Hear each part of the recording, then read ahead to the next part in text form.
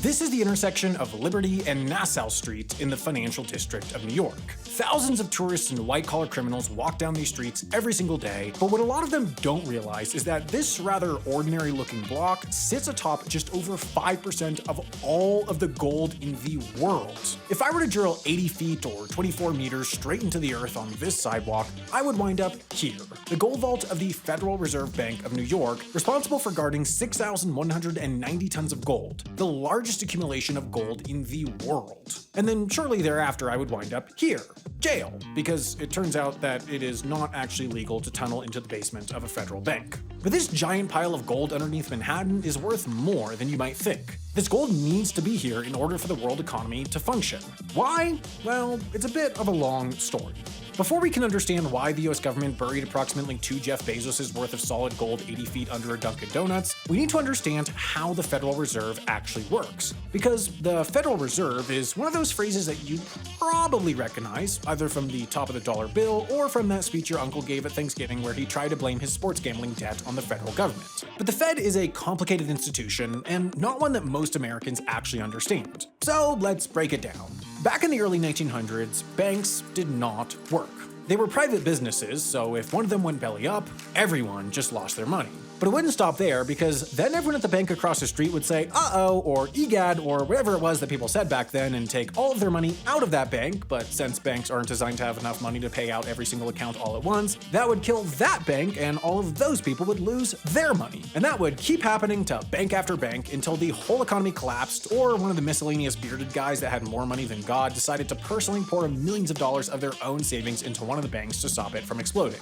Now, I'm no doctor, but I'm pretty sure this is not how an economy is supposed to work. And sure enough, the US government thought so too. So they created the US Federal Reserve, which would basically act as a bank for banks. If there was a panic and everyone started taking their money out of a bank, that bank would borrow money from the Fed to pay everyone without going bust. There would be 12 central banks to serve different regions of the country, distributed in a way that totally makes sense, which of course means putting 2 of them in Missouri. Anyway, blah blah blah, fast forward a few years, America's looking at the numbers and has decided that it's now the best country. So they pitched an idea. What if America's central bank, the best central bank, was now a bank for other countries as central banks? And the other countries said, so true, USA #1, and sent their gold to New York. So all of that gold under Manhattan, well, the vast majority of it actually belongs to the central banks of foreign nations, primarily the Deutsche Bundesbank, Banca d'Italia, and the Nederlandsche Bank. Now, if you're watching this from one of those countries, you might be wondering why the hell your government handed over all their gold to the most nukable city on Earth instead of looking after it themselves, and that's primarily for 2 reasons. The first is the New York Fed's insane levels of security, which we'll get to in a second, but the second, weirdly, is convenience. Having all of the government-owned gold for all these different countries in one place makes trading it really easy.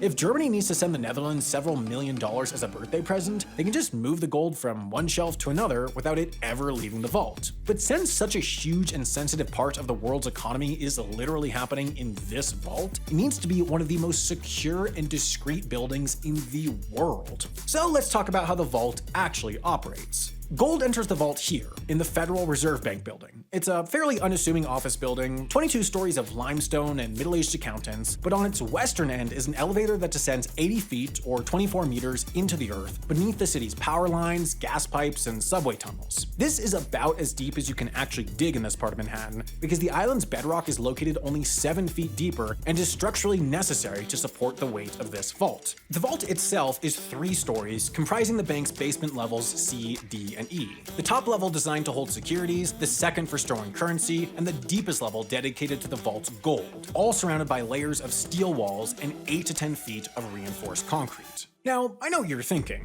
I'll just walk through the front door. Checkmate the Federal Reserve, but don't be so sure. The single entrance to the vault that all gold, personnel, and overconfident YouTube viewers need to access is this: a 90-ton solid steel cylinder that rotates to reveal a passageway into the vault when opened and forms a complete hermetic seal with its frame when closed. Once the gold enters the vault, it's not only monitored by cameras and motion sensors, but it needs to be accompanied at all times by a team of 3, 2 members of the Gold Vault staff and 1 of the Fed's internal auditors. All of the doors inside the vault need all 3 of these people present to open them, so if your heist plan involves dressing up as vault security, you'd better hope that you have more than 1 friend and that at least one of those friends is a federal auditor. Once in the vault, the gold is locked behind 2 more combination locks and 1 more padlock in one of 122 different compartments. Each of these compartments holds gold for a different country's central bank, but none of the vault staff actually know which one is which. They're marked with anonymous account numbers, so if one country wants to pay another country, they can have the vault move gold from one compartment to another without tipping off the vault staff that, say, Canada has finally decided to purchase Taylor Swift from the United States. And that's what 5% of the world's gold is doing underneath Manhattan.